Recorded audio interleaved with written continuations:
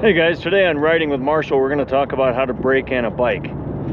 And I was trying to find a place to film this today, and the dealer parking lot's a little full, and that's really where you want to brake in the bike in case there's a problem.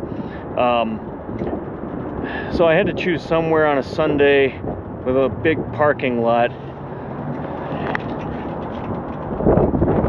like Hobby Lobby.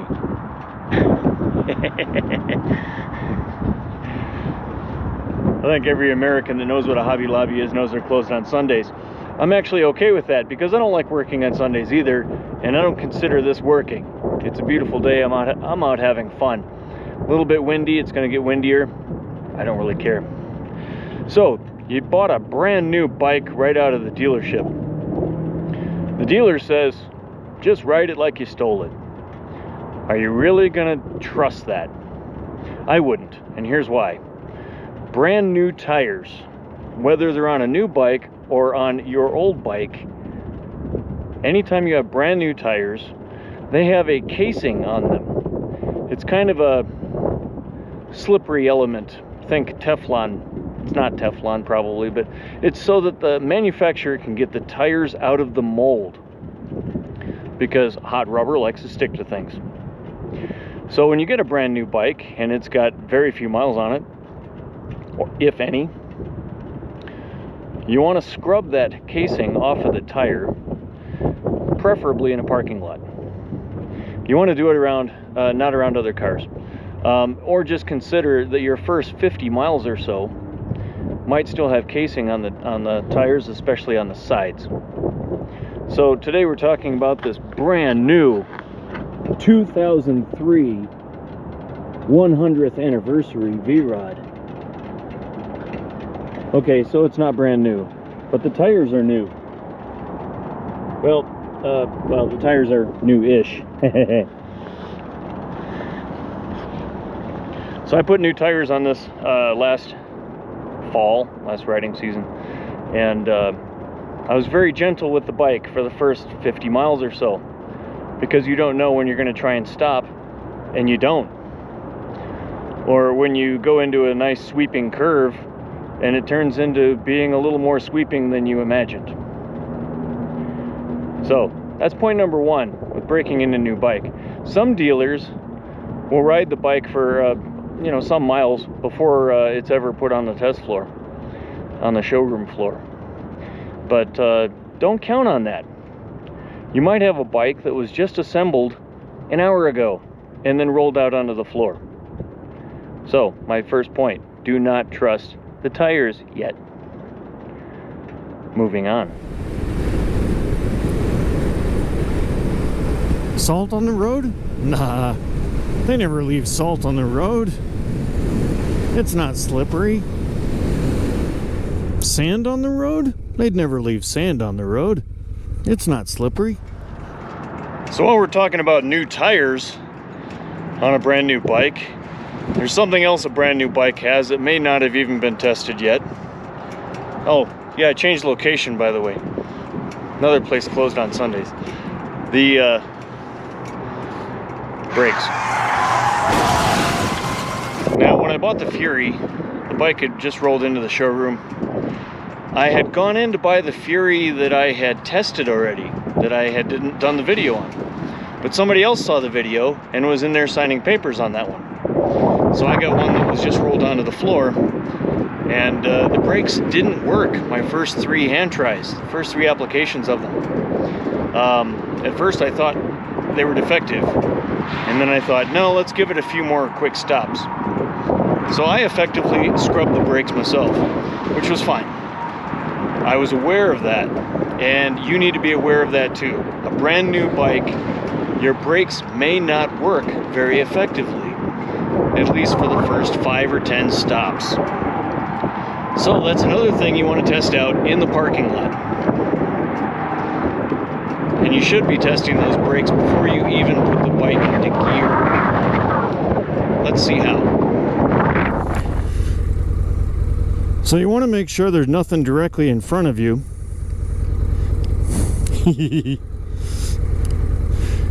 And with the bike in neutral or the clutch in, let's test the front brake and let's test its dive.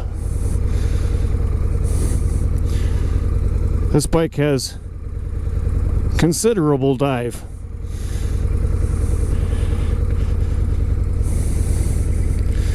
Now we'll test the rear brake.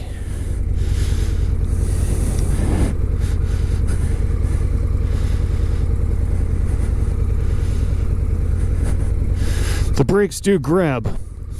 And the reason why you want to test this even on someone else's bike is I was in one of the dealerships around Fort Collins, and they had a Triumph Rocket 3. That is the highest torque production bike made from a standard production line. Now, I did not take it out for a test drive. I just sat on it in the showroom and noticed it had no rear brake. The brake did not work. So get in the habit of testing brakes on any bike you're about to ride. And then there's gearing. So when I put this bike in gear, where's the friction zone? Now I know that on this Harley, the friction zone is way out on another planet. But you want to find that out before you just take off out of the parking lot.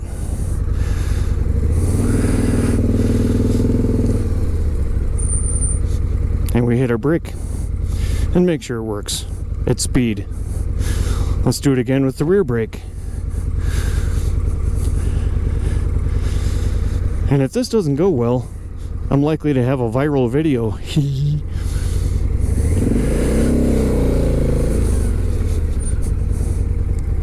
My rear brake works as well.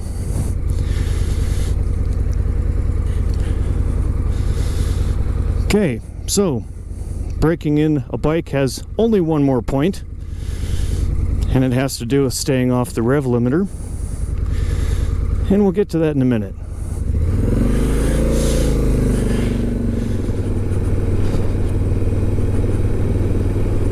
So the general manager dealer of one of the dealerships recently told me, as I took out a bike, ride it like you stole it, but stay off the rev limiter. Well, he's not wrong. The rev limiter is there for a reason, and on a new bike, it's particularly sensitive. Consider for a moment that all these parts were put together at the factory, and they do actually get tested. But what happens when they get tested for a few hours at a high rate of speed or at a high RPM? Why risk that?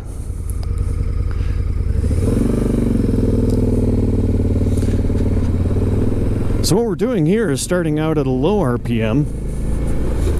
I'm only doing 25 miles an hour here in this small town. And what's happening is all the components inside the engine are working together. Pistons are meeting with their piston rings to the piston walls and shaving down any rough spots. That'll end up in the oil in the filter, which is why you don't want to go 3,000 miles before your first oil change.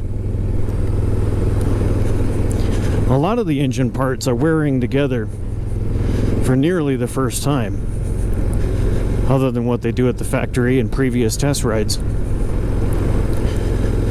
So you want to vary your RPMs and not just set cruise to a highway speed and be there all day long.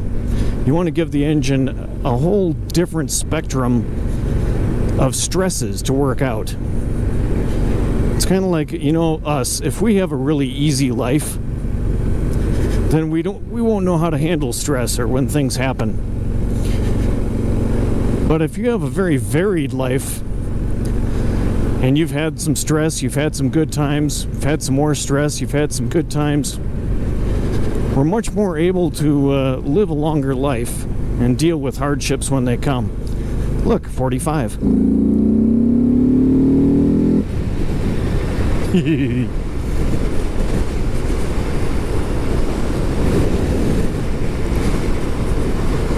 So don't redline a brand new machine.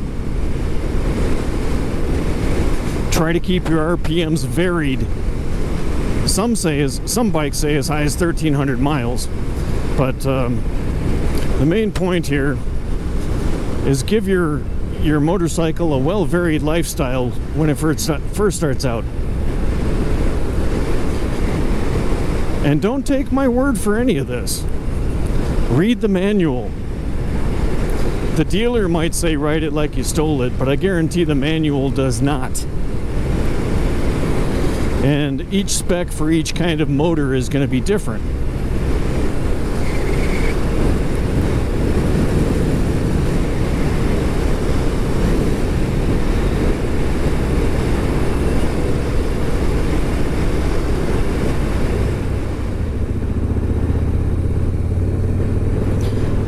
And another thing, before you leave the dealer with your brand new bike,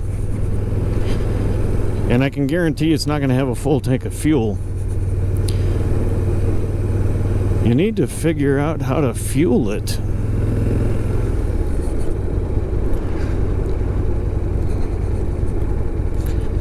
Well, fueling it's easy, right? I mean, you just take the cap off and fill it with gas. Yes, but which gas? Hondas with a 10-to-1 compression ratio are made to run on cheap gas. Not so with your high compression engines, like most Harleys. So on this bike, you just remove the gas thing, you know, the cap that should be right there.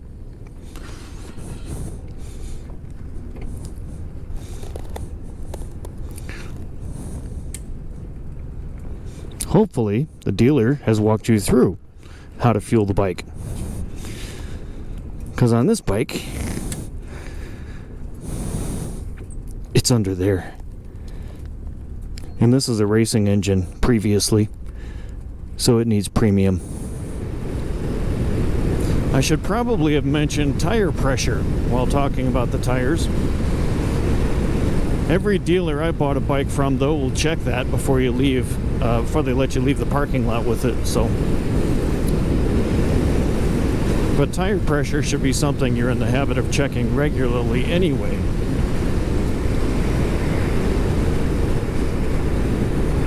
I hope you can hear me okay. I'm heading right into the west wind. And it's actually smooth.